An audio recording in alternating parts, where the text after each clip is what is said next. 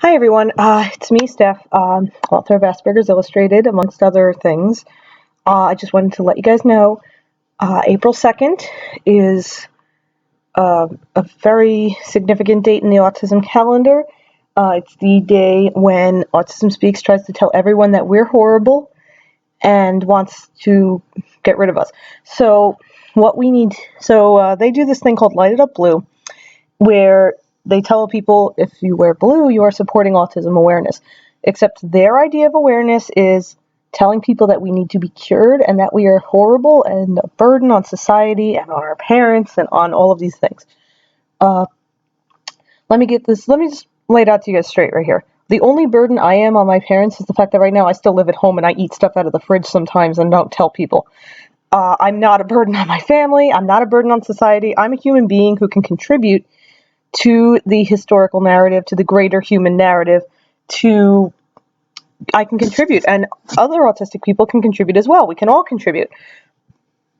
We're just different. We're not necessarily this evil thing, this scary thing that Autism Speaks wants you to believe we are. They're going to spend the whole month trying to tell you that we are absolutely horrible and that we need to be cured. We do not need that. Ask them very much. You can ask very much any autistic person, would you want to be cured? And they will probably tell you no, because that would change who they are. We don't want that. So if you say, oh, I would love it if you were cured. If I was cured, I wouldn't be who I am. I'd be a completely different person. Autism makes us who we are. And it's very important to remember that. So especially April 2nd, but throughout the whole month, because it's Autism Awareness Month, excuse me. They're going to try to tell you that we are bad and that you can help to get us treatments and cures. Treatment is one thing. Yeah, I also have OCD and social anxiety. Treatment was very important for me when I was first diagnosed because I had a lot of other comorbid problems going on that I did need to get treated. And obviously having the treatment for my OCD, yeah, that was a big deal. But what would benefit us better is help for families, help for adults on the autism spectrum, because we don't really get much support as it is. People kind of seem to forget we even exist. So help for adults would be huge.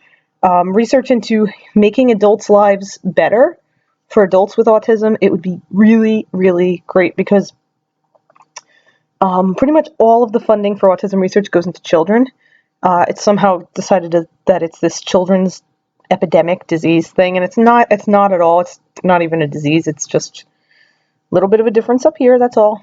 You're a little socially different, and or a lot socially different in some cases, and you're gonna have sensory issues and all sorts of other things, but that's not a disease. That's just literally just your brain is different.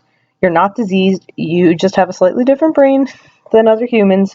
That is perfectly acceptable. Don't let anyone tell you you're a burden this month. But anyway, long story short, most important thing here is making sure that the awareness goes in the right ways. Obviously, by now, pretty much everyone and their mother knows autism is a thing, but they don't necessarily know what the thing is. They just know it's some horrible thing. Ooh, it's so evil and scary, and it rips children away from their families. And no, it doesn't. No, it doesn't do that. If anything, it can bring your family together. It's a disorder. It's a mental disorder to some extent, where you are going to have social deficits, sensory overloads, and other sensory issues. Some people have sensory underload. You're going to stim. Not everyone's going to speak. Some people are nonverbal. That's okay. But it's not a thing that needs to be cured. It's not necessarily a thing that is bad. It's kind of like, in a way, would we want to cure homosexuality? Of course not. That's not a disease. Autism is the same way.